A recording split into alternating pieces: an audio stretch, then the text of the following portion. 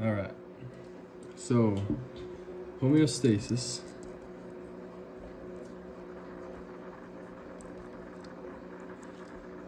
is basically the ability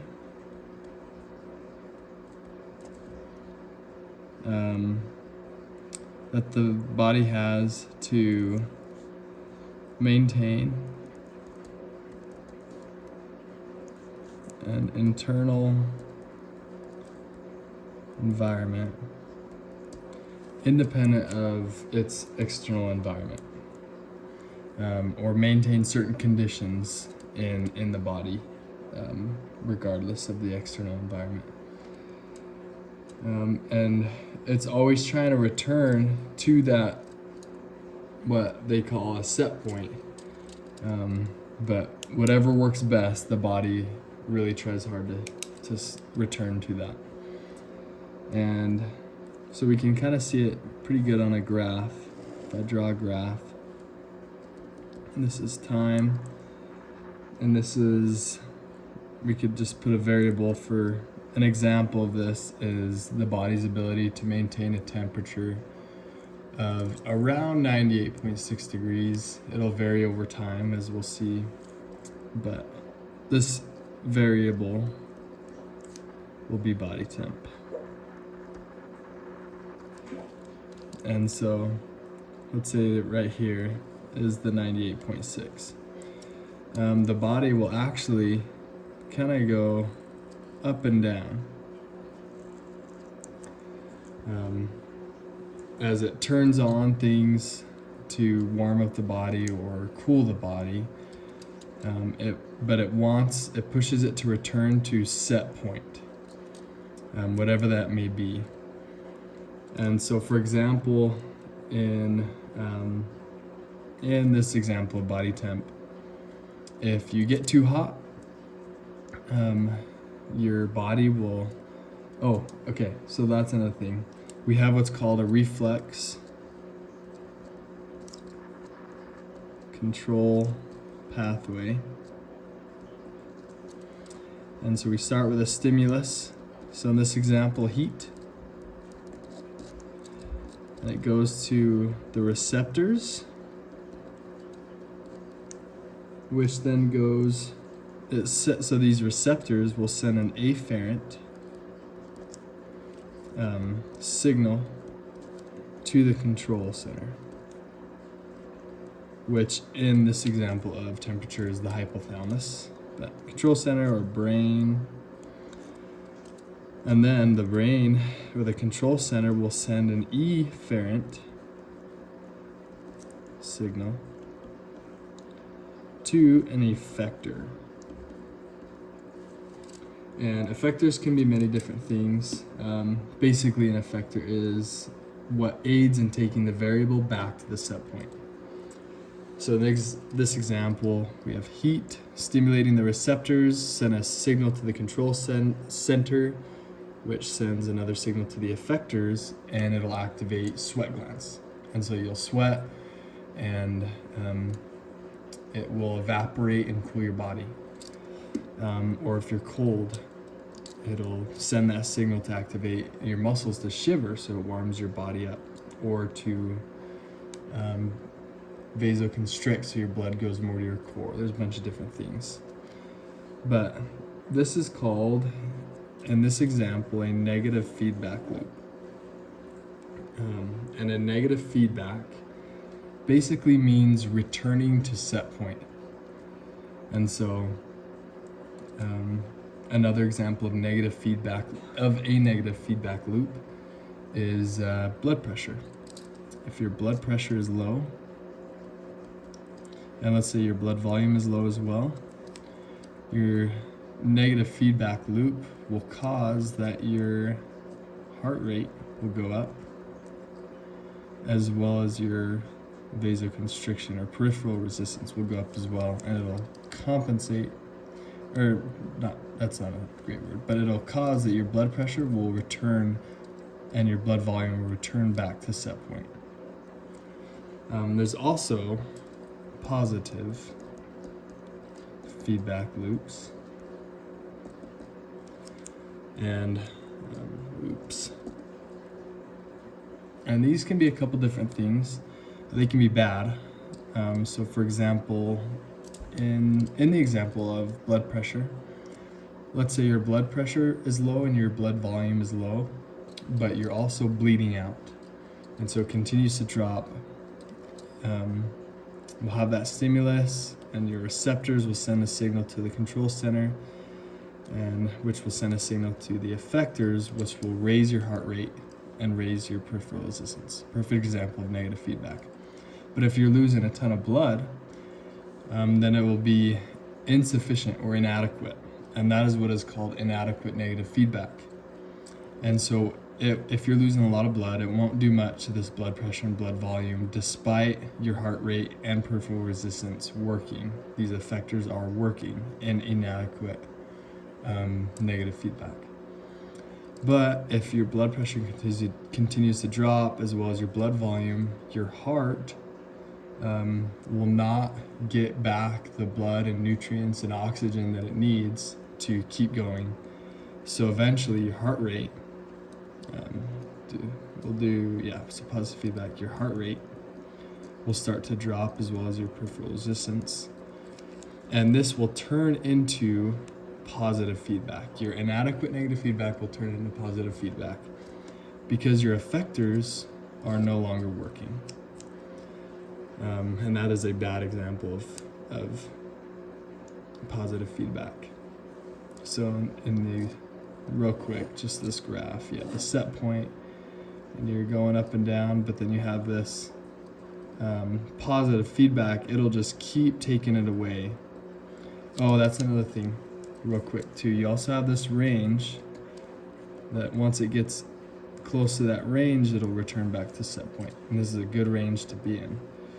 In this range, in a positive feedback loop, it continues to take it out of the range and away from the set point. There's also good examples of positive feedback. Let's write it real quick again.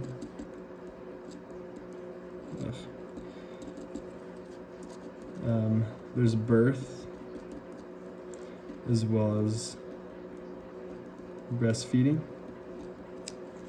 In the example of birth, when you're giving birth, the uterus contracts, which pushes the baby's head on cervix, which stimulates signals to the brain to produce oxytocin. And oxytocin is released, causing the uterus to contract even more, which pushes the head of the baby on the cervix even more. And so you get this positive feedback loop, pressure on the cervix, releasing oxytocin, uterus contracting even more. And so that's not necessarily normal all the time. And so you're actually taking it away from the set point. You don't always have this much oxytocin. Just keep going up or down, whatever. So it's taking it away from your set point. And eventually in child labor, you'll birth the child and then it'll stop and return back to set point. So that's homeostasis and positive and negative feedback loops. Let's see. So in part 2 of this essay, describe three types of protein-mediated transport discussed in class. So I'm going to teach you like this. Do this. Transport. You have kind of two pathways of transport. And on one side you have what requires kinetic energy, and it only uses kinetic energy, so you don't really need ATP. No ATP. And on the other side, you have diffusion that requires more than just kinetic energy. So more than kinetic energy. And so let's go to this side first, kinetic energy. you have what's called passive diffusion. And these can also be split up. Something to know about passive diffusion real quick is that it has a gradient, and it goes from high to low concentration gradient. In passive, we have something that's called simple diffusion.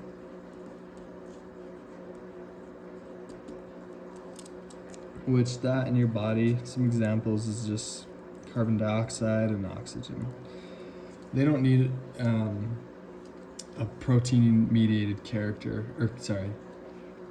protein-mediated transport or channels. They can just diffuse through the membrane, in and out, whenever they please. On the other side, passive, we have what's called facilitated. This is a little more complex. In facilitated diffusion, let's write this down. You have channel proteins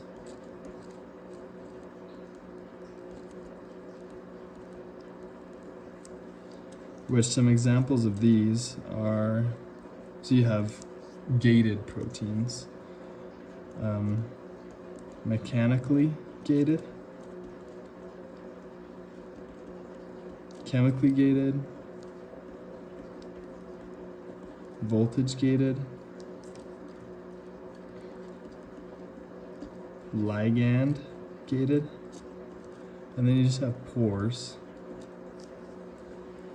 And so each of these channel proteins, they will open up and allow the specific solute to go into the cell or out of the cell, mechanically or chemically or by their charges, or a ligand has to bind first to open that up.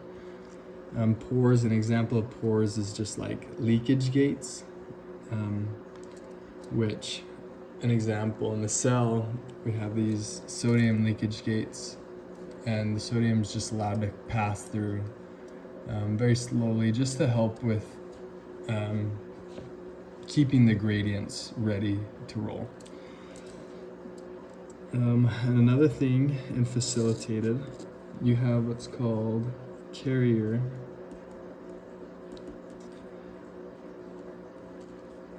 mediated proteins. And you can think of these as like almost like a revolving door. So you have, let's make a simple protein. You have a solute that goes in, and basically this changes shape. It's activated by the solute, and then the solute is released out into the cell. Okay. So something real quick, address the concepts of specificity. These proteins are specific to a certain solute, letting a certain solute in through the cell. And, if you have, let's say, you have a sodium leakage gate or something that takes sodium in or out of the cell, it can't magically just change and take calcium into the cell. It's very specific. Okay, so on this side, we need more than kinetic energy.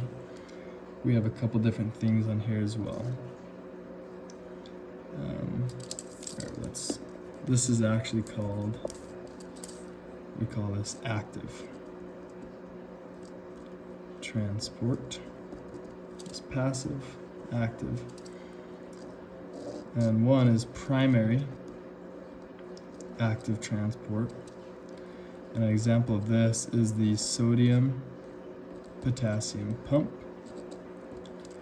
And what that does is it uses ATP.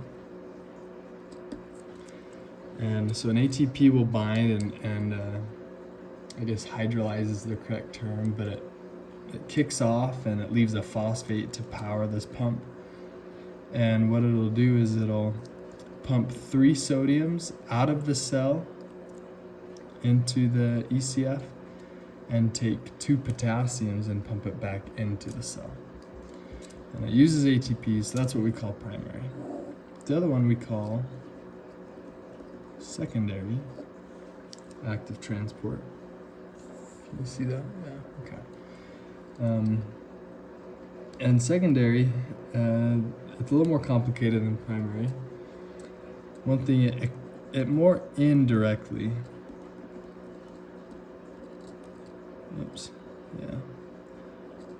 uses ATP.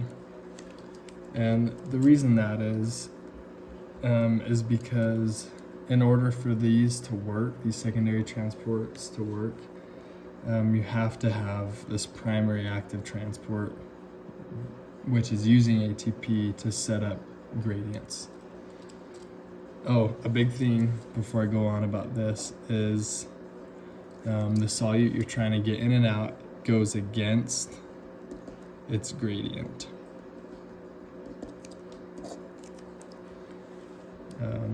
In secondary, we have what's called a symporter and antiporters, and which basically means, well, so back up a little bit. Secondary transport uses a molecule going with its gradient to transport its target molecule against its gradient to move back up. And it kind of uses the energy of that molecule going with the gradient to be able to transport the target molecules where it needs to go. And symporter is going the same way, where antiporter is going the opposite way. So in symporter we have, I don't know, let's say we have a cell and sodium is leaving the cell and we need to get calcium back in, and so that'd be an example of an antiporter. And so this motion of sodium leaving through the same protein, calcium will move into the cell. And then in symporter, as if like, this is probably not what happens in the body, but just for example, if sodium's leaving, calcium kind of gets sucked in with it and goes against its gradient. But the main point is one molecule is going with the gradient and the target molecule is going against its gradient. Few things. Okay, so address concepts of rates, competition, saturation, and direction. Okay, so yeah, I talked about direction, about gradients is the main thing. Solutes want to travel from a high to low gradient, and so that's the main direction it goes unless you're dealing with active transport, then it's going against the gradient. Competition, so in a cell, so galactose and glucose are similar, and so let's say you have a cell that's full of galactose, and it's and glucose has to go through this same protein to get in the cell, but galactose has already gone through the same protein, the same gate or protein. And so since there's so much galactose in it, glucose has a harder time competing with that, and it can't go through as much. So that's competition. Rates, let's talk about Fick's law. Yeah, you can still see good. So Fick's law is J equals negative dA multiplied by the change in C divided by the change in X. And so, let's see real quick. So J is the net rate of diffusion, and D is the diffusion coefficient of the diffusing molecule in a membrane. It takes into account the size of the substance as well as the solubility of the membrane. A represents the surface area of the membrane. Change in C, or delta C, represents concentration difference across the membrane, and X is thickness of membrane. And so all of these will factor in to the rate, which is J. So I already explained with surface area, the more surface area you have, the more likelihood you have more of those proteins that will take the molecule across. And so with an increased A, or increased surface area, it will also increase the rate. Concentration as well, if you have lots of concentrate of solute inside the cell, that actually makes the gradient stronger and increases J, or the rate. Delta X is the thickness of the membrane. If you have increased thickness, that actually slows the rate. It affects J in a negative way.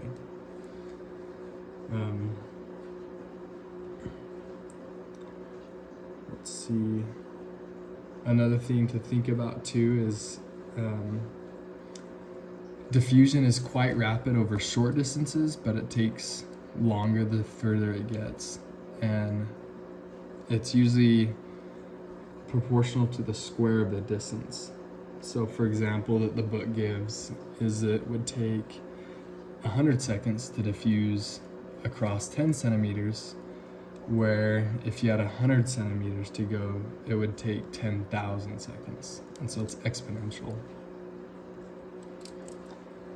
Saturation also affects. If you have saturated port transporters, then it'll slow the rate, because you can, if you have, for example, if you have a door going into a class, you're gonna 100 students, you can only send in so many at a time, and so it actually will slow the rate, where if you had several doors going through the classroom.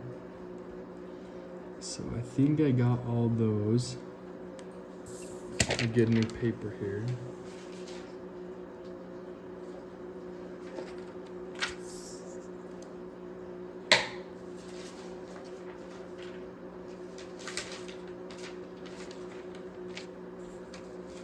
Okay, let's see. I don't want it that way. I want it this way. Okay. Finally, explain the process of osmosis. Osmosis is the movement of water through a selectively permeable membrane from low to high concentrations. And so that's opposite of the solutes. Solutes want to go from high to low. Water wants to move from low to high. And they do this through aquaporins, which is I think it's a type of pore that we talked about earlier.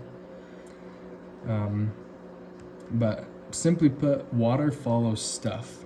We don't really know how it does it, but it just always wants to move to the stuff. And it will continue to move until equilibrium is reached, unless prevented by external forces. So that's osmosis. So what is osmolarity and how does it differ from molarity? So osmolarity is the number of moles of particles in a solution, where molarity is number of moles of molecules. So an example of this is NaCl, sodium chloride.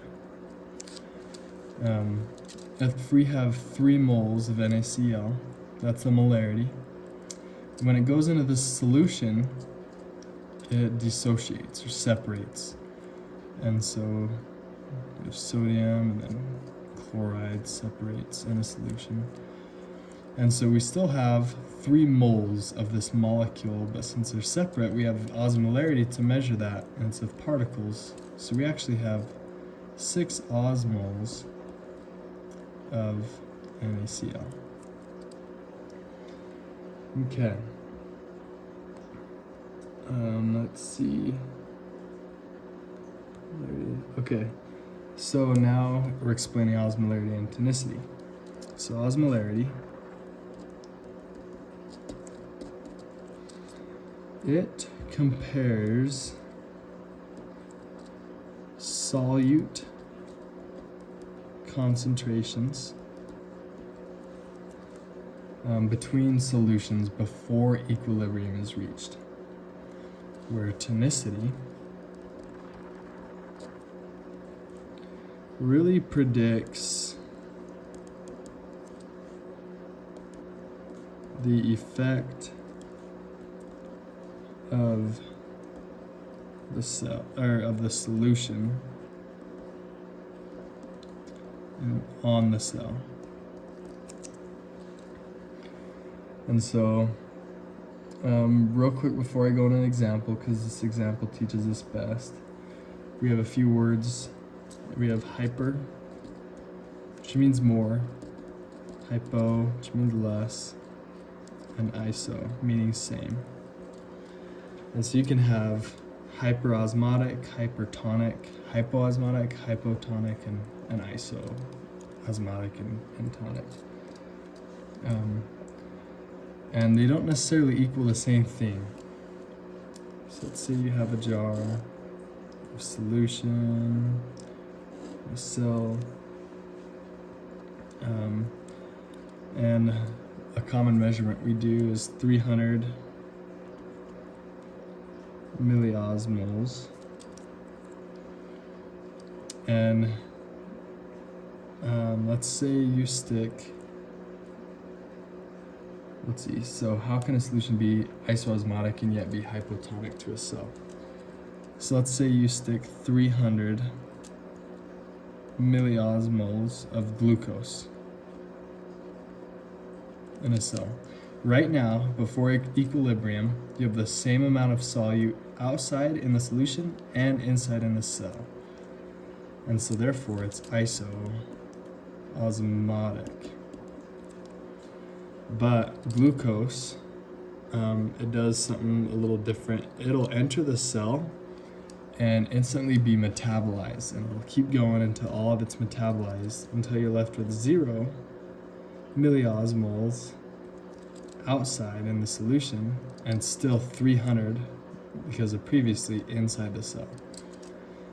And so while it was isoosmotic, it is now, or at least the solution is hypotonic to the cell.